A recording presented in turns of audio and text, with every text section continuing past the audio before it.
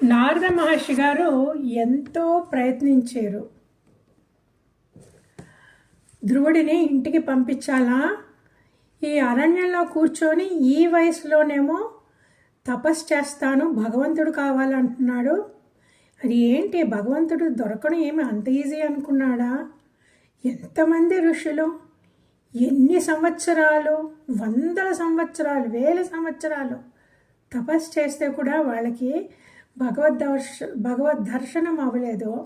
అలాంటిది ఈ పిల్లోడు ఏదో ఆట అనుకొని నాకు భగవంతుడు దొరికిపోతాడు, నేను అడిగేస్తాను, నాకు పెద్ద రాజ్యం కావాలా, మా నాన్నగారి కంటే పెద్ద రాజ్యం, మా తాతగారి కంటే పెద్ద రాజ్యం, మా ముత్తాత బ్రహ్మగారి కంటే కూడా పెద్ద రాజ్యం కావాలి అంటున్నాడు అనేసి ఆయన చాలా ప్రయత్నించేశారు ఇంటికి పంపించేయడానికి. కానీ ధ్రువుడు పట్టిన పట్టు వదలలేదు. మీరు ఏమైనా చెప్పండి, నేను క్షత్రియుడిని, నాకు కావాల్సింది రాజ్యం, పెద్ద రాజ్యం. ఆ దేవుణ్ణి ఎలా కనుక్కోవాలా, దేవుడి దర్శనం ఎలా కావాలా అది చెప్పారంటే నేను వింటాను, కానీ ఇది చెప్తే నేను విన్ను అనేసాడు. అప్పుడు నారద మహర్షి గారికి కోపం వచ్చి ఉండాలా, ఏమనుకుంటున్నాడు ఇంత కుర్రాడు, 5 ఏళ్ళ కుర్రాడు, నేను ఇలా చెప్తే అదొద్దు ఇదొద్దు నువ్వు చెప్పు అంటున్నాడు అనేసి, నేను ఎంత పెద్దవాడిని అని ఆయనకు అహంకారం లేదు, ఆయన పెద్ద భక్తుడు. సో అప్పుడు ఆయనకి తెలిసింది ఈ ధ్రువుడు ఎంత డిటర్మిన్డ్ పర్సనాలిటీ.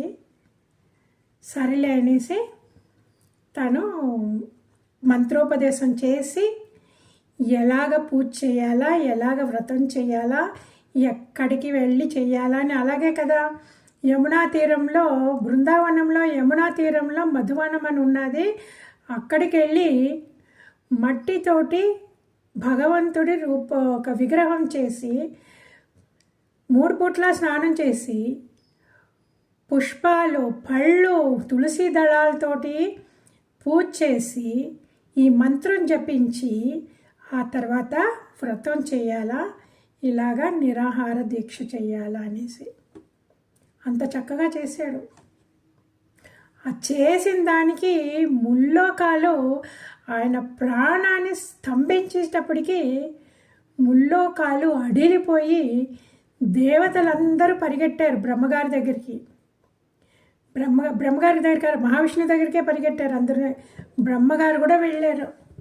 వెళ్ళి మహాత్మా భగవాన్ ప్లీజ్ ఆ అబ్బాయి తపస్సును ఆపండి, మేము తట్టుకోలేకపోతున్నాము అనేసి. అప్పుడే కదా మహావిష్ణువు నవ్వి, సరే మీరు అందరూ వెళ్ళండి, అతనికి దర్శనమిస్తామని వచ్చి దర్శనమిచ్చి ఆయనకి 36,000 సంవత్సరాలు నువ్వు ఈ భూలోకాన్ని పరిపాలించి ఆ తర్వాత ఆకాశంలో నీకు ఒక పర్మనెంట్ ప్లేస్ ఇస్తాను, అది ధ్రువలోకము. ఆ ధ్రువలోకము నా వైకుంఠానికి దగ్గరగా ఉంటుంది. నీ ధ్రువలోకం చుట్టూ 7 ఋషుల మండలాలు ప్రదక్షిణ చేస్తాయి అని ఆయన ఆశీర్వదించారు. చూడండి, తపస్సుకి మెచ్చి ఎంత పెద్ద వరం ఇచ్చారో చూడండి. 7 ఋషుల మండలాలు నీ ధ్రువమండలం చుట్టూ ప్రదక్షిణ చేస్తుంది అని.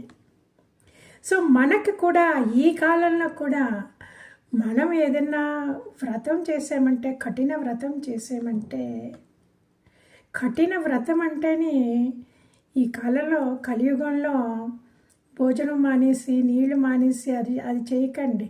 మన శరీరాలు చాలా వీక్ బాడీస్, మనకు అంత శక్తి లేదు, ఆ కాలంలో చేసిన శక్తి లేదు. ఈ కలియుగంలో ఉన్న వాళ్ళకి మైండ్ స్టెబిలిటీయే లేదన్నమాట. సో అల్టిమేట్ వ్రతం ఫర్ ద కలియుగం మైండ్ని స్టేబుల్గా పెట్టుకోవడం.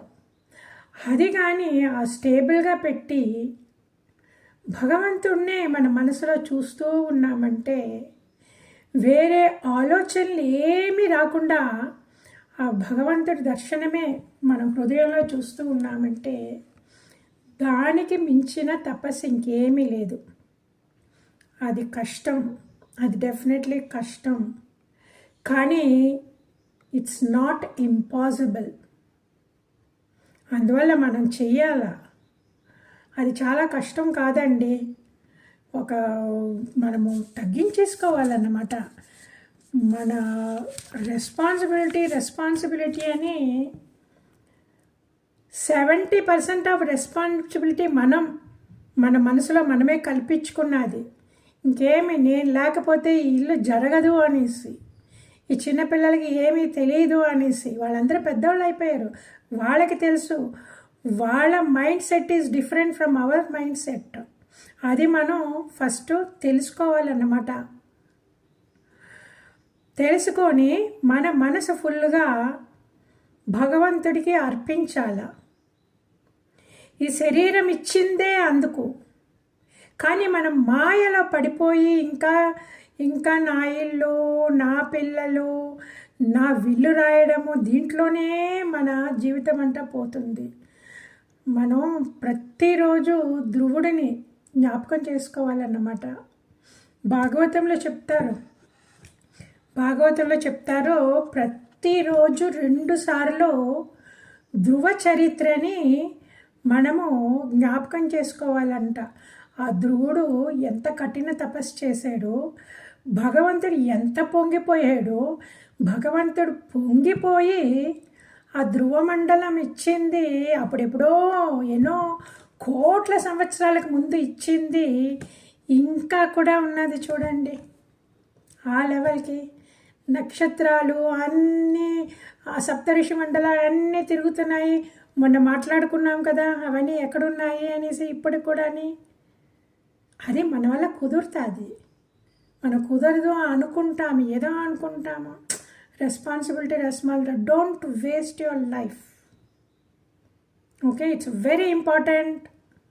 మన మనసు ఇంకా దేవుడి పాదాలు గట్టిగా పట్టేసుకోవాలన్నమాట, ఇంకేమీ ఉండకూడదు. ఓకే, సో ఇలాగా భగవంతుడు ప్రత్యక్షమయ్యాక ఆయన చాలా సంతోషంగా ఇంటికి వెళ్ళారు. ఓకే, అది సో పెద్ద ఊరేగింపు.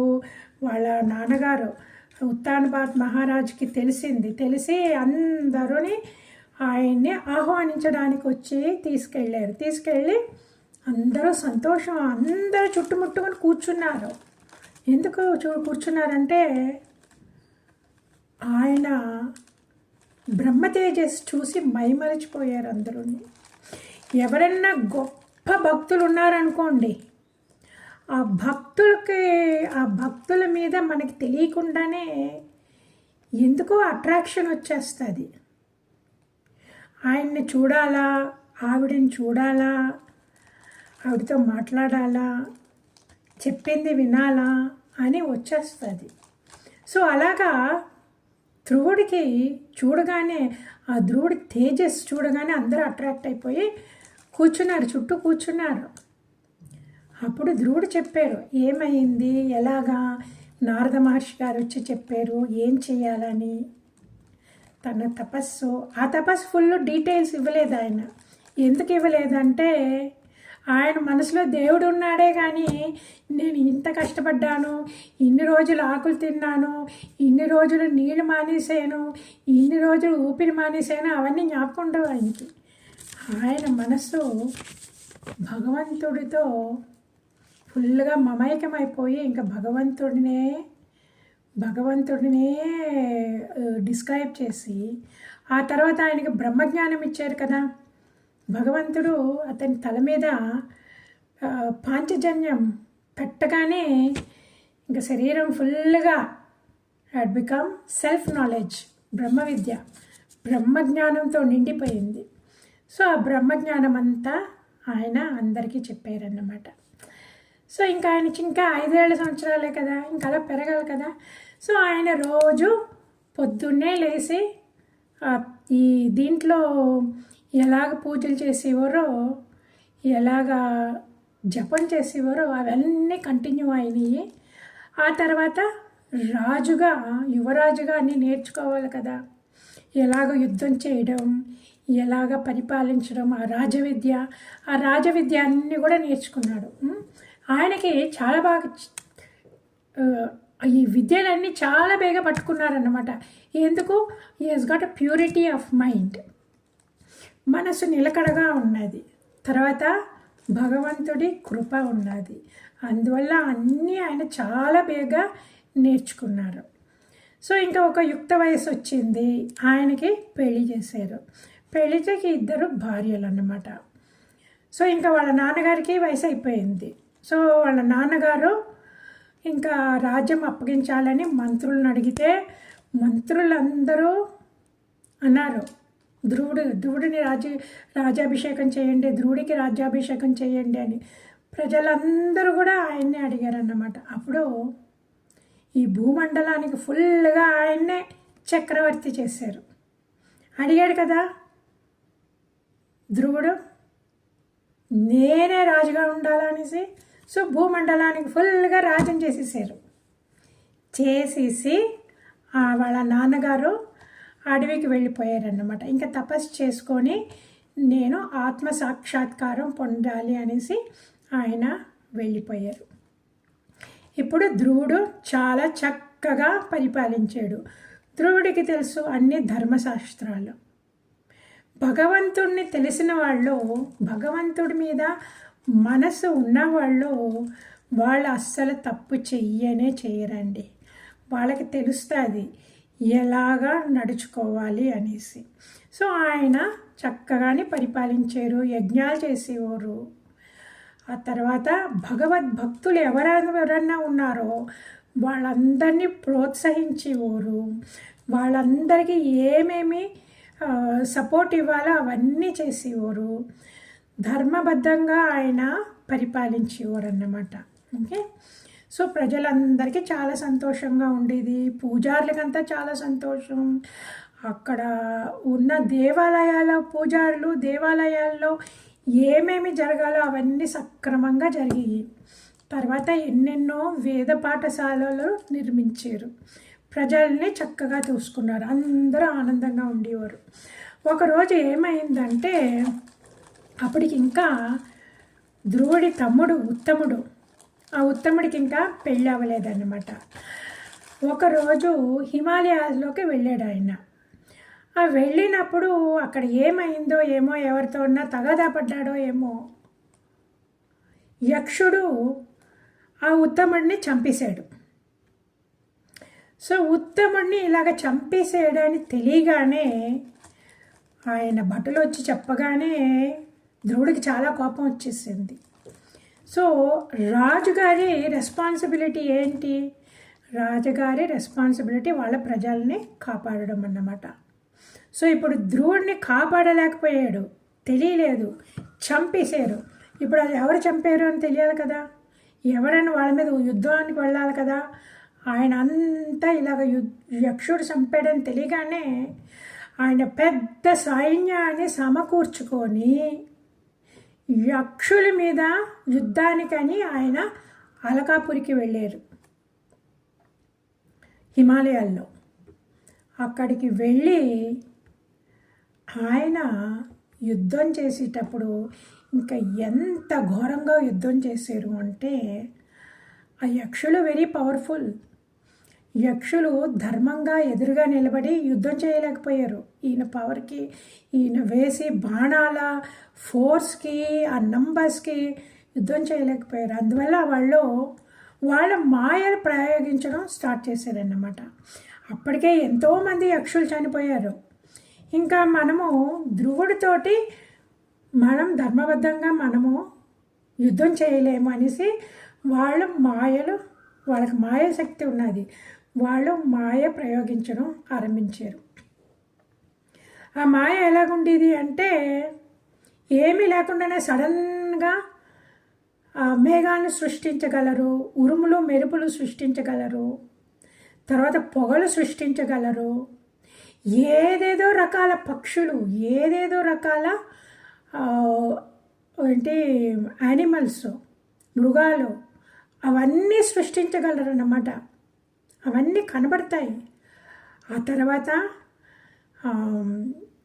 ఈ అగ్నితో కూడిన బాణాలు, ఆ మృగాలన్నీ వికృతంగా శబ్దం చేయడం, ఆ పక్షులు కూడా వికృతంగా శబ్దం చేయడము, ఎక్కడెక్కడి నుంచో వరదలు కొట్టుకుంటున్నట్టు ఇవన్నీ వచ్చినాయి అన్నమాట. ఇవన్నీ చూడగానే వచ్చి ఆ తర్వాత ఇంకా ఎన్ని బాణాల వర్షాలు కురిపించారు అంటే ఆ మేఘాలు బాణాలు ఫుల్గా ధ్రువుని కప్పేసినాయి. అది పైనుంచి దేవతలు ఋషులు చూశారు. చూసి ఆ ఋషులు అయ్యో ధ్రువుడికి ఏమైపోతుందో అని ఆ ఋషులందరి కిందకు వచ్చి ఆ ధ్రువుడిని ధ్రువ వీళ్ళు మాయావిలు, యక్షులకి మాయ ఉంది, చాలా పవర్ఫుల్ మాయ తపస్సు ఉన్నది, శక్తులు ఉన్నాయి, నువ్వు నారాయణాస్త్రాన్ని ఉపయోగించు అన్నారు. దానికి ఒక్కదానికే నువ్వు కంట్రోల్ చేయగలరు, లేకపోతే వీళ్ళని కంట్రోల్ చేయలేము, నిన్ను చంపేస్తారు అన్నారనమాట. సో ఇంకా ఆయన అలా చెప్పగానే వాళ్ళు చెప్పగానే ఋషులు అలా చెప్పగానే ఆయన నారాయణాస్త్రాన్ని ఉపయోగించారు. ఇంకా నారాయణాస్త్రం నుంచి చాలా పవర్ఫుల్ అస్త్రాలు, పవర్ఫుల్ ఏదేదో రకమైన బాణాలు, తర్వాత అగ్ని, ఇవన్నీ పుట్టినాయి అన్నమాట. ఓకే, ఇప్పుడు మాయ నారాయణుడి పేరు కూడా తట్టుకోలేదు. మనము ఎక్కడ నారాయణ స్మరణ చేస్తున్నామో, నారాయణుడి పేరు చెప్తున్నామో, నారాయణ మంత్ర జపం చెప్తున్నామో అక్కడ దుష్ట శక్తులు నిలబడలేవన్నమాట. అలాగా ఈయన నారాయణ అస్త్రాన్ని ప్రయోగించగానే ఆ మాయ అంతా చెల్లా చెదరైపోయింది. ఓకే, దట్టమైన చీకటిలో ఇప్పుడు సూర్యోదయం రాగానే ఆ చీకటి ఎలాగపోతుందో అలాగ మాయ అంతా మాయమైపోయిందన్నమాట.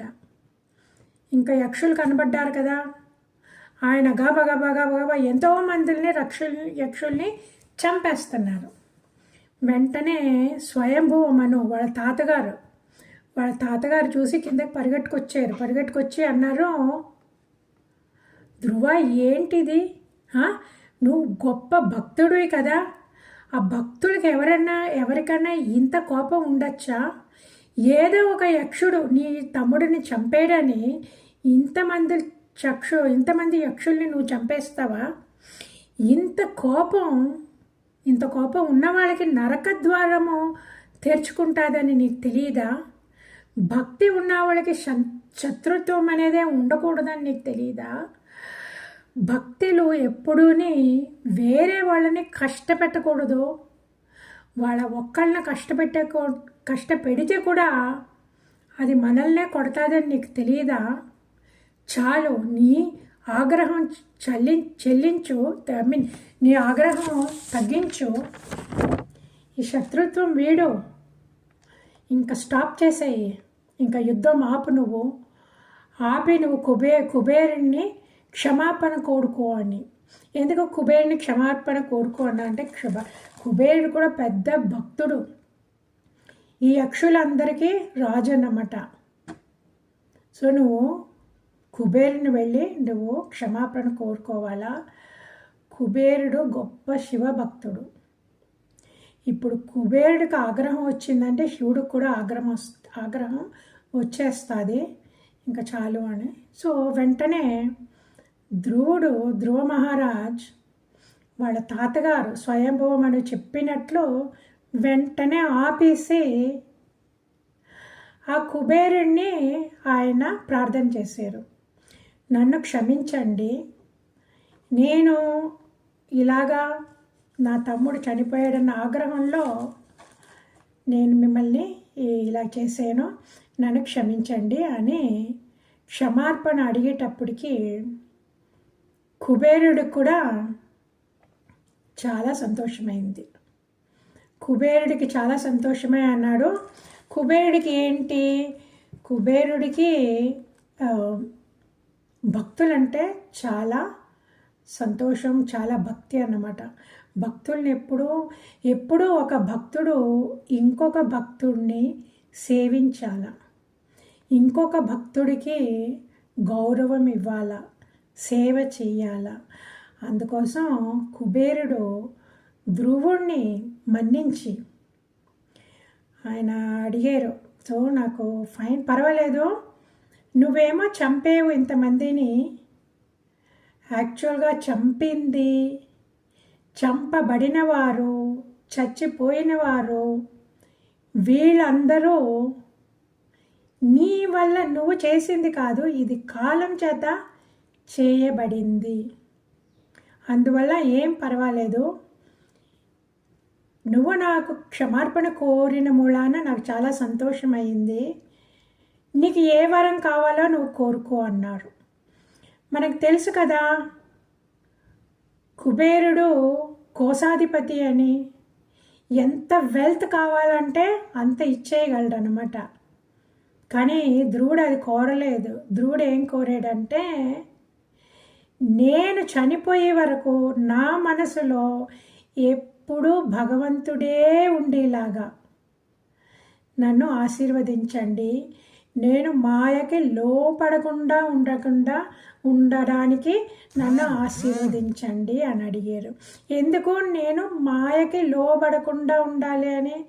ఇప్పుడు మాయలో ఉన్న మూలాన్నే కదా ఎవరో ఒక యక్షుడు ఒక తమ్ముడిని చంపేయడనేసి అంత పెద్ద యుద్ధం చేసి అంతమంది యక్షుల్ని చంపేశారు. సో అందువల్ల ఆయనకి తెలిసింది, నేను మాయలో చిక్కుకుపోయి ఇంత అపరాధం చేశాను, నేను ఇంకా మాయలో చిక్కుకోకూడదు అనేసి కుబేరుని వరం అడిగారు. సో కుబేరుడికి చాలా సంతోషమైంది. నేను ఎంతనా ఇచ్చి ఉండును, వాళ్ళ రాజ్యానికి ఎంత వెల్తనా ఇచ్చి ఉండగలను, కానీ ఈ ధ్రువుడు చూడు ఇది అడిగాను, ఆయనకి చాలా సంతోషమయ్యి ఆయన ఇచ్చారన్నమాట వరం. సో వరం తీసుకొని ఆయన ఇంటికి వెళ్ళిపోయారు. వెళ్ళిపోయి ఇంకా చాలా కేర్ఫుల్గా, ఇంకా ఆయన సాధన ఇంకా చాలా పవర్ఫుల్ అయిపోయిందన్నమాట. ఇంకా ఇంటెన్స్ సాధన, తపస్సు చేసి ఇంకా టైం అయినప్పుడు ఆ పిల్లలు ఎదిగినప్పుడు ఆ పిల్లలకి రాజ్యాభిషేకం చేసేసి ఆయన బదరికాశ్రమానికి వెళ్ళిపోయాడు. ఆయనకు తెలిసింది, నేను ఎంతకాలం ఈ రాజ్యంలో ఉంటానో అంతకాలం నేను మాయలో చిక్కుపడిపోతాను, నేను ఎంతకాలం రాజ్యం పరిపాలించమని రాసున్నదో అంతా చేశాను, ఇంకా నాకు రాజ్యం వద్దు, ఇంకా ఈ మాయ వద్దు, భార్యలు, నా వెల్త్, నా పిల్లలు, నా రాజ్యం ఇవంతా మాయ, నేను మాయ నుంచి ఇంకా బయటపడాలా అనేసి ఆయన బదరికాశ్రమానికి వెళ్ళి తపస్సు చేశారు. ఆయన తపస్సు ఎలాగా మనం మాట్లాడుకున్నాం కదా పతంజలి యోగాలో, అది ఎలాగా యమ నియమ, ఏం చేయకూడదు ఏమి చెయ్యాలా అవన్నీ ప్రాక్టీస్ చేశారు ఆయన ఇంతకాలం. ఓకే, మన జీవితంలో కూడా మనం సంసారంలో ఉంటేనే మనం అవన్నీ ప్రాక్టీస్ చేయగలము. సడన్గా కోపం వచ్చేస్తుంది, సడన్గా ఏదో చాలా బాగున్నది చూసుకొని దాని మీద గ్రీడ్, ఎక్కువ కావాలా అనేసి దురాశ వచ్చేస్తుంది, మనకు తెలియకుండానే వచ్చేస్తుంది. అంటే ఏంటి, ఆ దురాశ మనలో ఇంకా ఉన్నది అని అన్నమాట. ఆ దురాశ ఇలాగ మనకి పరీక్షలు పెడతాడు జీవితంలో. ఎందుకు? మనలో ఉన్న కామ, క్రోధ, లోభ, మోహ, మద, మాత్సర్యాలు బయటికి రావడానికి. అందుకే మన జీవితంలో కష్టం రాగానే భయపడిపోకూడదండి. ఇప్పుడు మనం సాధన చేస్తున్నాం కదా, వెంటనే మనకి ఈ జ్ఞానం రావాలా, నా దగ్గర ఏదో ఈ కల్మషం ఉన్నది, ఈ అరిషడ్వర్గాల్లో ఏదో ఒక కల్మషం నాలో ఉన్నది, ఇంకా కూడా ఉన్నది, అది పోవాలనే భగవంతుడు ఈ పరిస్థితిని సృష్టించారు అని మనము ఓర్చుకోవాలి. భగవంతుడికి చాలా ఇష్టమంత. ఎవరు ఓర్పుతో ఉంటారో ఆ ఓర్పులో భగవద్భక్తితో అలా కంటిన్యూస్గా ఉంటారో ఆ భాగవతులు ఉన్నారు కదా, ఆ సాధువులు వాళ్ళందరూ ఎన్ని కష్టాలున్నా సేవిస్తారో వాళ్ళంటే భగవంతుడికి చాలా ఇష్టమంట. అందుకే మనకి పరీక్షలు పెట్టింది. ఈ పరీక్షల్లో నెగ్గుతున్నారా లేదా అని చూసుకోవడం మన రెస్పాన్సిబిలిటీ. ఏదో అయిపోయింది, ఎవరో ఏదో చేసేసారు అని అనకూడదు. సునీతి చూడండి ఎంత చక్కగా ఆవిడ చెప్పింది. అంత కష్టంలో అంత ధ్రువుడు బోర్మని ఏడుస్తుంటే ఆవిడ అప్సెట్ అవ్వలేదు. ఆవిడ చెప్పింది, నువ్వు ఎవరో నీకు చెడ్డది చేశారని వాళ్ళని శపించకూడదు, వాళ్ళకి చెడ్డది జరగాలని నువ్వు అనుకోకూడదు. మన దురదృష్టం మీద ఇలాగ అయ్యింది. మనము ఓర్చుకున్నాము అంటే భగవంతుడి కృప మనకి డెఫినెట్గా దొరుకుతుంది. ఆ భగవంతుడి కృప వలన మనకే ఇంకా మంచి మంచి స్థితి దొరుకుతుంది అన్నారు ఆవిడ. అయిందా లేదా? ఇప్పుడు నువ్వు ఓర్చుకో, నువ్వేమనక. ఆవిడ చెప్పింది కదా, నువ్వు భగవంతుడిని ప్రార్థన చేస్తేనే నీకు వేరే జన్మ వస్తుంది, నాకు కడుపులో పుడతావు అని. ఆవిడ ఈ సునీతి ఆ పర్టిక్యులర్ సెంటెన్స్ పట్టుకున్నది. ఏం పట్టుకుంది? నువ్వు భగవంతుడికి ప్రార్థన చెయ్యి అని. సునీతి వేరే ఇది కూడా పట్టుకోవచ్చు. ఇలాగన్నాదా? ఎంత ధైర్యం ఉంటే అలాగంటుంది. నిన్ను నీకు అర్హత లేదు, నువ్వు తపస్సు చేసి ఆవిడ కడుపులో పుట్టాలంటదా? ఏది వెళ్ళి అడిగేస్తాను, కడిగేస్తాను అన్నదా ఆవిడ? అనలేదు. అది భక్తుల లక్షణం. మంచి విషయాలు ఏమున్నదో పట్టుకుంటారు. అది ఎంత చెడు అయినా సరే చెడులోంచి కూడా మంచిది పట్టుకొని అది మనం ఫాలో అవ్వడానికి కుదురుతుందా అని ఆవిడ చూస్తారన్నమాట. ఆ లక్షణం మనలో ఉన్నదా అని చూసుకోవాలి. ఆ లక్షణం మనలో ఉన్నది అంటే మనం ఎదుగుతున్నాము, మనము భగవంతుడికి దగ్గరవుతున్నాము, మనము ఆత్మ సాక్షాత్కారానికి దగ్గర అవుతున్నాము అని. ఓకే. ఆ తర్వాత ఇంకొక విషయము, ఎప్పుడూ భగవంతుని స్మరణలోనే ఉండాలి, నామ స్మరణలోనే ఉండాలి. పనిపాటికి పని అవుతూ ఉంటుంది. మనం వంటగదిలో వంట చేస్తూ ఉన్నాము, వంకాయలు కోసేటప్పుడు ఆ వంకాయలు ఏమిటండి? అది భూదేవి ఇచ్చిన ప్రసాదం, భగవత్ స్వరూపం. మనము అగ్ని, వంట వండేటప్పుడు మనం స్టవ్ మీద పెడుతున్నాం కదా, ఆ అగ్ని ఏంటి? పంచమహాభూతం. ఓకే. నీళ్ళు వేస్తున్నామా? నీళ్ళు థర్డ్ పంచమహాభూతం, మూడవ పంచమహాభూతం. అందులో ఆవిరి వస్తుందా? అది రెండవ పంచమహాభూతం. ఈ చోటు ఉన్నదా? ద స్పేస్, అది మొదటి పంచమహాభూతం. భగవంతుడు ఫస్ట్ సృష్టించినప్పుడు ఈ స్పేస్, ఆకాశం, ఈ స్పేస్ సృష్టించాడు కదా. ఫస్ట్ సృష్టించి మనలందరి దాంట్లో పెట్టాడు. మనందరికీ నీళ్ళు ఇచ్చారు, మనందరికీ అగ్నిని ఇచ్చారు, వాయువు ఇచ్చారు, పృథివీ ఇచ్చారు. ఆ పృథివీలోంచే మనకి అన్నం ఇచ్చారు. సో మనం వంట చేస్తున్నప్పుడు కూడా మనము పంచమహాభూతాలకి మనం వీఆర్ వర్షిప్పింగ్.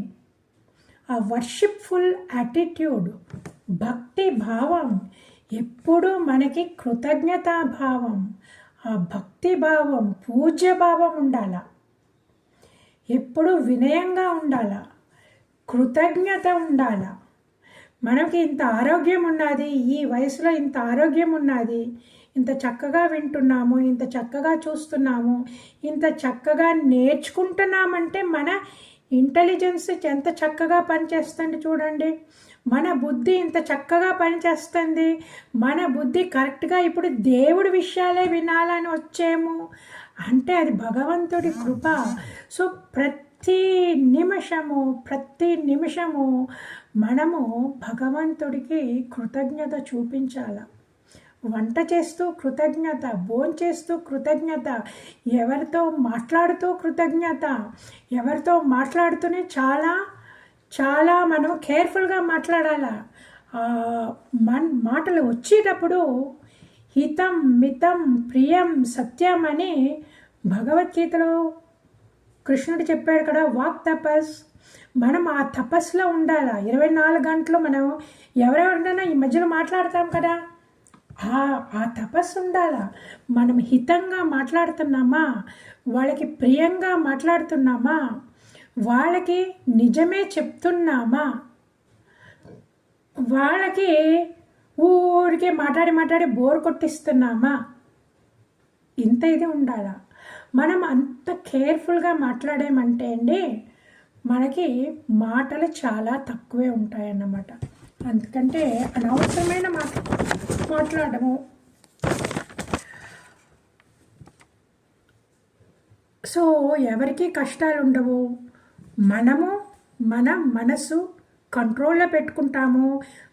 ఈ కలియుగంలో మనసు కంట్రోల్లో పెట్టుకోవడమే గ్రేటెస్ట్ తపస్. దానికి మించిన తపస్సు ఇంకా ఏమీ లేదు. అది ఎలాగొస్తుంది అంటే మనం ఎప్పుడూ మధ్యలో ఉండాలి. బీ సెంటర్డ్ అంటారు. ఒక గ్రేట్ మహాత్మా బీ సెంటర్డ్ అంటారు. సెంటర్ అంటే దిస్ ఈజ్ ద సెంటర్. మన భగవంతుడు ఎక్కడున్నాడు? లోపల ఉన్నాడు. మన మైండ్ ఎక్కడుంది? బయట ఉన్నది. ఓకే, ఆ మనసుని మనం లోపల తిప్పాలంటే మనం మధ్యకి ఎక్కడెక్కడో చెల్లా చెదురైపోయిన మనసుని ఇలాగ మధ్యకి తీసుకురావాలన్నమాట. ఇలా మధ్యకి తీసుకొస్తే మనము ఇది ఊపిరి తీసుకున్నప్పుడు ఆ ఊపిరి మీదనే మనం ఫోకస్ చేసామంటే మన మనసు కుదురు పడుతుంది. ఓకే, ఆ మనసు మన మధ్యకి ఎప్పుడు వచ్చిందో మనకే తెలుస్తుంది. ఒకలాంటి శాంత స్వభావము, ఏదో తెలియని ప్రశాంతత, ఏదో తెలియని బ్లిస్, ఏదో తెలియని ఫుల్ఫిల్మెంట్. అబ్బా నాకు ఇది ఉంటే చాలు, ఇంకేమీ వద్దు అనిపిస్తుంది. ఓకే, అది ఎక్కడ అనిపిస్తుంది? మన ఇంట్లోనే, మన గదిలోనే, ఒక్క పైసా ఖర్చు లేకుండా, ఒక్క శరీరంతో ఎగ్జర్షన్ లేకుండా అంత ఈజీ చేసేసారు కలియుగంలో. అలా చేసేయమంటే అండి ఇలాగ మధ్యలో మనసు పెట్టుకోవాలన్నమాట. పెట్టుకున్నా కొత్తలో కష్టమే, ఈ టైప్ వెళ్తారు. ఓకే, ఈ సెంటర్లో ఉన్నప్పుడు మనకి ఆ కాన్షియస్నెస్, ఆత్మ ఒక్కటే మనకి తెలుస్తుంది, ఇంకేం తెలియదు. స్వయం ప్రకాశక ఆత్మ. కానీ మనసు కొంచెం ఈ టైప్ వెళ్తుంది. ఓకే, మనసు కొంచెం ఈ టైప్ అవ్వగానే ఇక్కడ ఈ సెల్స్ అన్నీ ఉన్నాయి చూసారా, ఈ కణాల్లో ఏదేదో జ్ఞాపకాలు, అదయింది, చిన్నప్పుడు అదయింది, లేకపోతేనేమో నేను వంట చేయాలా, లేకపోతేనేమో నేనేమో ఈ షాపింగ్కి వెళ్ళాలా, అయ్యో బ్యాంక్ విషయం, ఇవన్నీ వస్తాయన్నమాట. ఓకే, ఇక్కడ ఈ టైప్ తిరిగిందంటే ఇంకొకలాంటి ఆలోచనలు, ఇక్కడ ఒక ఆలోచనలు, ఇక్కడ ఒక ఆలోచనలు. అందుకే అలాగ ఆలోచన రాగానే మధ్యకి తీసుకొచ్చేయండి. నేను ఈ టైప్ వెళ్ళిపోయాను అని మధ్యకి తీసుకురండి. మళ్ళీ కొంచెంసేపకి ఇలాగ వెళ్తుంది అన్నమాట, మళ్ళీ మధ్యకి తీసుకొచ్చేయండి. ఇలాగ తీసుకొచ్చి మనం మధ్యలో అలా స్టెబిలైజ్ చెయ్యాల.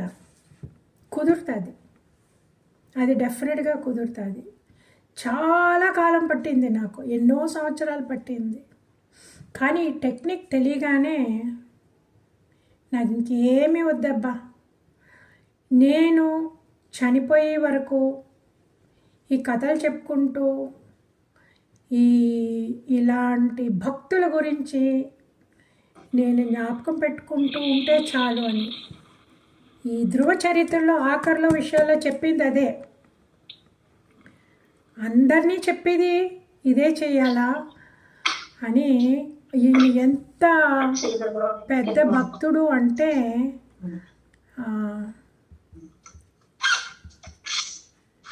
విశాలాక్షి గారండి, మీ మైక్ ఆన్ ఉందండి, మీ మైక్ కొంచెం మ్యూట్ చేయండి విశాలాక్షి గారు.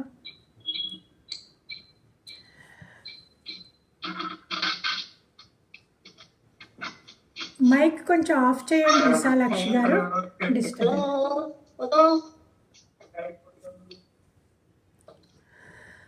సో ఇలాగ మనము ప్రతిరోజు భగవంతుణ్ణి పొద్దున్న సాయంకాలము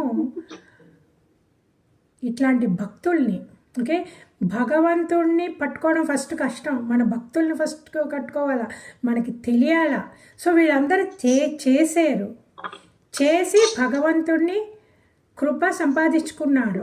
సో అందువల్ల వాళ్ళు ఎలాగ చేశారు, ఎంత కష్టపడ్డారు, ఇవన్నీ చక్కగా మనం జ్ఞాపకించుకొని ఉంటే భగవంతుడికి కూడా చాలా ఇష్టం అవుతుందంట.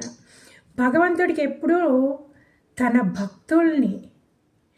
భక్తుల్ని గౌరవించి సేవిస్తే భగవంతుడికి చాలా ఇష్టం అవుతుందంట. సో అందువల్ల విశాలాక్షి గారు మీది ఇంకా ఆఫ్ అవ్వలేదండి.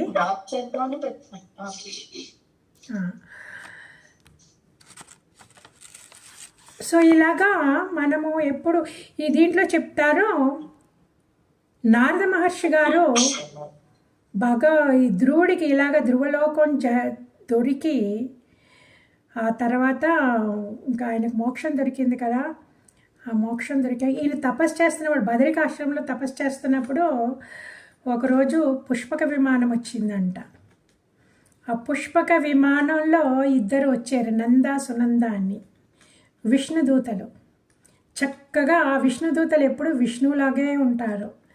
4 చేతులు, అలాగా నీలివర్ణం, ఆయనలాగే పట్టు పీతాంబరం, ఆయనలాగే ఆ వస్తువులు అన్నీ ధరించి ఉంటారన్నమాట. వాళ్ళు వచ్చి ఆయన్ని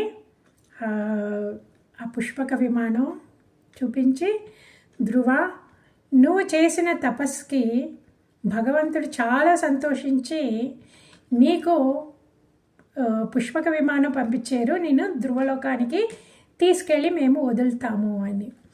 సో అది చూడగానే ఆయనకి చాలా సంతోషమయ్యి ఆయన వెంటనే మళ్ళా స్నానం చేసి, మళ్ళా పూజ చేసి, మళ్ళా అందరికీ, అక్కడ ఉన్న వాళ్ళందరికీ నమస్కారం చెప్పి, అదే ఫారెస్ట్లో కూడా ఉంటారు కదా ఆయన అనుచరులు, వాళ్ళందరికీ నమస్కారం చేసి, ఇంకా దాంట్లో ఎక్కపోయేటప్పుడు వాళ్ళ అమ్మ జ్ఞాపకం వచ్చిందంట. అయ్యో మా అమ్మ ఎక్కడున్నది, మా అమ్మని కూడా తీసుకెళ్ళాలని. అది చూడగానే విష్ణుదూతలు అన్నారంట, మీ అమ్మని ఆల్రెడీ ఇంకొక విమానంలో పంపిస్తున్నాము చూడు అని.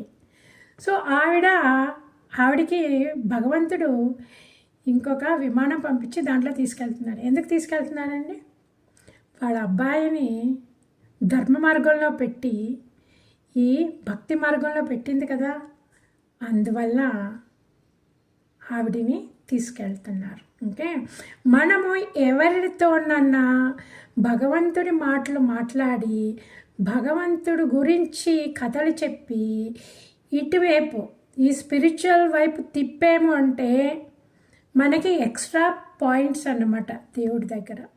సో ఆవిడ అది చేసిన మూలాన్ని ఆవిడ కూడా దొరికింది. ఇప్పుడు చక్కగా ధ్రువుడు ఆ విమానంలో ఎక్కి అలాగ వెళ్తున్నారనమాట. వెళ్ళేటప్పుడు ఎన్నెన్నో నక్షత్ర మండలాలు, ఎన్నెన్నో గ్రహాలు, ఎన్నెన్నో లోకాలు, ఇవన్నీ చూసుకుంటూ చక్కగా సంతోషంగా ఆయన విమానంలో వెళ్ళారంట. విమానంలో వెళుతూ ఆ సప్తఋషి మండలాలను చూశారంట. ఆ సప్తఋషి మండలాలందరూ ప్రదక్షిణ చేయడం, ఆ పై హయ్యెస్ట్ ఆ హయ్యెస్ట్కి వెళ్ళి అక్కడ చోటు, అక్కడ వెళ్ళి దిగారు. అదేంటి? అదే ధ్రువమండలం, అదే పోల్ స్టార్, అదే పోలారిస్. ఓకే, అక్కడ కూడా ఎన్నో వేల సంవత్సరాల తర్వాత భగవంతుడు ధ్రువుణ్ణి వైకుంఠానికి తీసుకెళ్ళి తనలో ఐక్యం చేసుకున్నారు. ఓకే, ఇప్పుడు సురుచి విషయం ఏమైంది?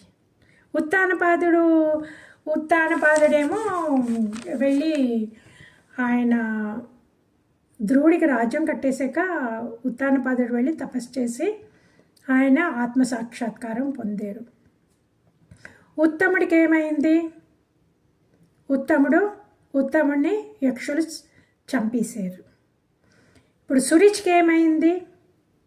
సురుచి ఇలాగ ఉత్తముడిని చంపేశారు యక్షుడు అని తెలియగానే పిచ్చెట్టినట్టు ఆ వనాల్లోకి వెళ్ళింది, పరిగెట్టి చూడ్డానికి, నా కొడుకు శవం చూడాలి అని.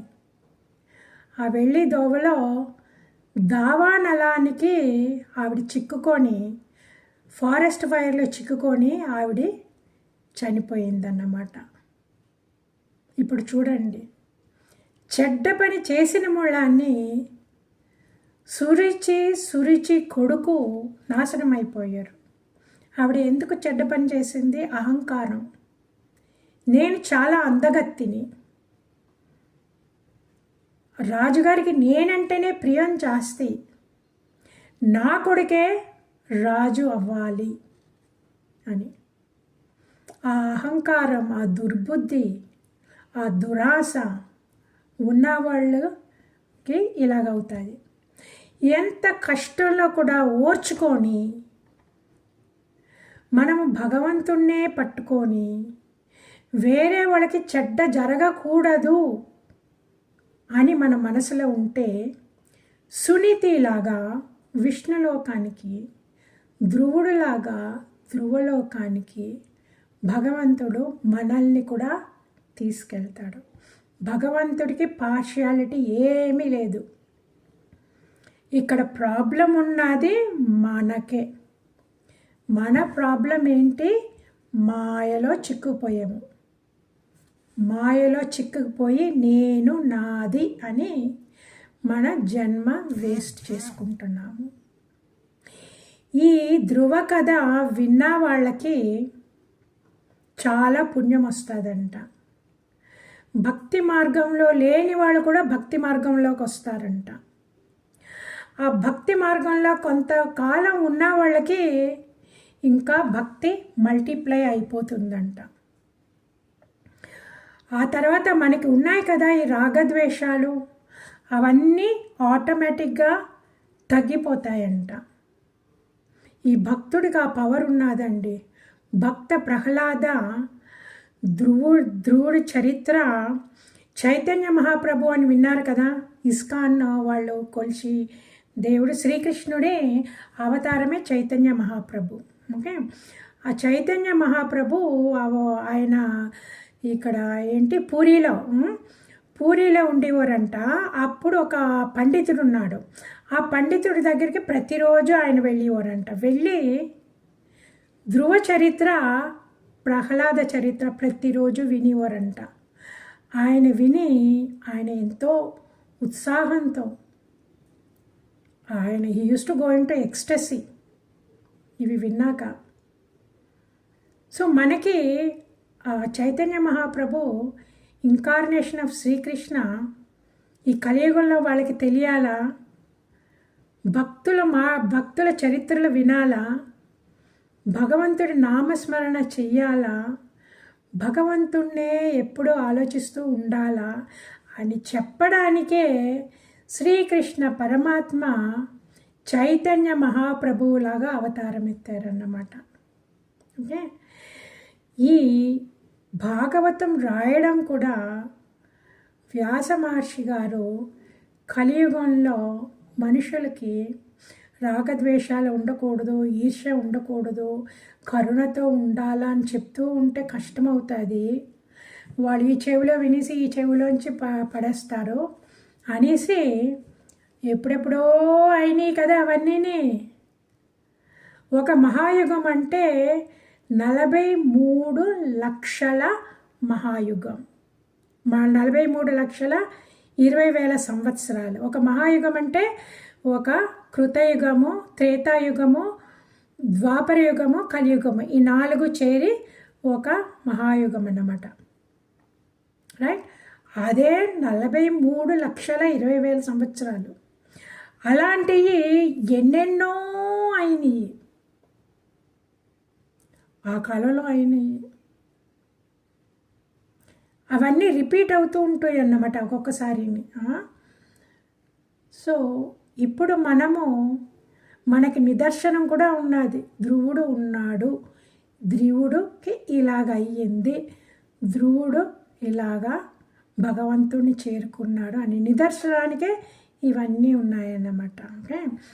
సో ఇప్పుడు ఇంకొక విషయం, వెరీ ఇంపార్టెంట్ విషయం మనం ఏం చదువుకున్నామంటే, స్వయంభూమను చెప్పారు ధ్రువుడికి, నీకు ఇంక కోపం, ఇంత కోపం ఏంటి నీకు, ఈ కోపం నరక ద్వారాన్ని తెరుస్తుంది అని నీకు తెలియదా అనేసి. భక్తులకి ఎప్పుడు శత్రుత్వం అనేది ఉండకూడదని నీకు తెలియదా అన్నారు. ఇది మనం జ్ఞాపకం పెట్టుకోవాలా. ఆ తర్వాత మనము ఈ జీవితంలో ఉన్నంతకాలము మనకి మంచిగా చక్కగా అన్నీ జరిగినాయి అంటే మనం మూట కట్టుకొని వచ్చిన పుణ్యం ఖర్చు అవుతుందన్నమాట. ఓకే. ఆ మూట ఖర్చు అవుతుంది. సో ఆ మూట ఏంటి, తగ్గిపోతుంది.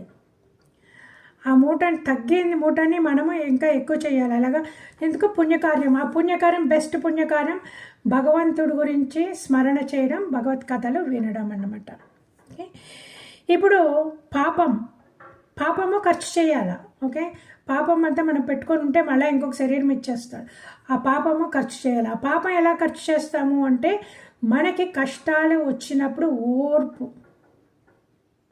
మనం ఓర్చుకొని భగవంతునితో మనము మాట్లాడాల. భగవంతుడా, నువ్వు ఇచ్చిన ఈ కష్టాలన్నీ నాకు మంచిదే, నా పాపమంతా కరిగిపోయినాయి, ఎంత పాపాలు ఉన్నాయో అవన్నీ నేను ఈ జన్మలోనే అనుభవించేస్తాను, ఈ జన్మలోనే అనుభవించేసి నేను నీ పాదాలని చేరుకోవాలా అని నన్ను ఆశీర్వదించు అని మనం కష్టాల్ని ఓర్చుకోవాలా. వేరే ఎవరిని తప్పు పట్టకూడదన్నమాట. ఓకే. సో ఇవన్నీ మనకి ఎలాగవుతాయండి, గృహస్థాశ్రమంలో ఉండి ప్రతిరోజు రాత్రి మనం జ్ఞాపకం చేసుకోవాలా, ఈరోజు నేను ఎలాగున్నాను. దీన్నే స్వాధ్యాయం అంటారు కదా, సెల్ఫ్ అవేర్నెస్. నా కోపం ఎంత తగ్గింది, నా కృప ఎంత పెరిగింది, నా భక్తి ఎంత పెరిగింది అని ప్రతిరోజు రాత్రి అనుకోవాలి. తర్వాత ఎప్పుడు మనసులో పూజ చేయాలన్నమాట భగవంతుడికి. ఇలాగ మధ్యలో ఉండడానికి నాకు కుదరటం లేదు, నాకు ఇంకా ఆ లెవెల్ రాలేదు అంటే మనసులో విగ్రహం పెట్టుకోండి. మనసులో ఈ చెయ్యి అవన్నీ ఉంటాయి కదా, ఆ మనసుతోటే, ఆ చేతితోటే, ఆస్ట్రల్ బాడీ అంటారు. ఓకే. సో ఆ మనసులోనే మనము భగవంతుడికి పూజ చేయడం, అభిషేకం చేయడం, తర్వాత పుష్పాలు, గంధాలు, సుగంధ ద్రవ్యాలు, తర్వాత నైవేద్యం అర్పించడం. అదే కదా మానస పూజ.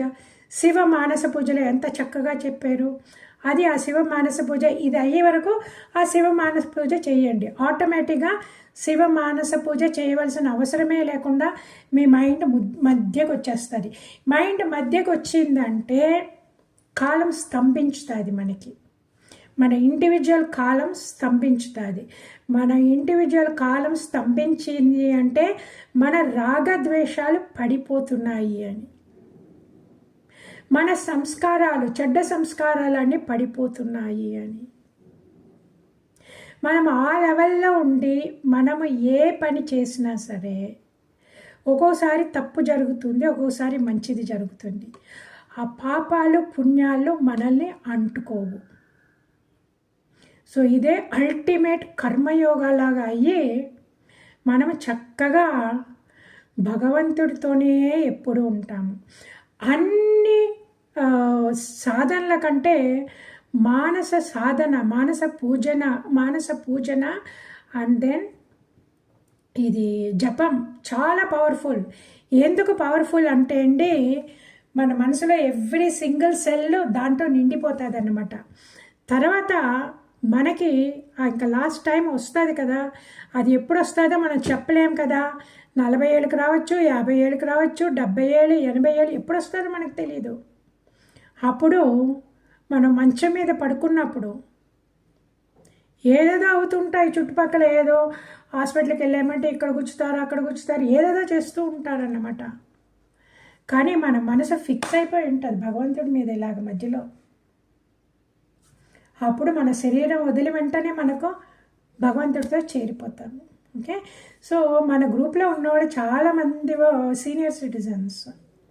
సో మనం ఇది ఎప్పుడు జ్ఞాపకం పెట్టుకోవాలా, మన లాస్ట్ డే ఎప్పుడు వస్తుందో, ఏ సెకండ్లో వస్తుందో చెప్పలేము. అందువల్ల భగవంతుడిని మన మధ్యలో పెట్టుకొని ఎప్పుడు ఉన్నామంటే ఆత్మ సాక్షాత్కారం తప్పకుండా మనందరికీ లభిస్తుంది. సో ఇంతటితోటి ఈ ధ్రువ చరిత్ర నేను కంప్లీట్ చేస్తున్నాను. చాలా సంతోషం మీరందరూ వచ్చినందుకు. ఒక నిమిషం ఉండండి.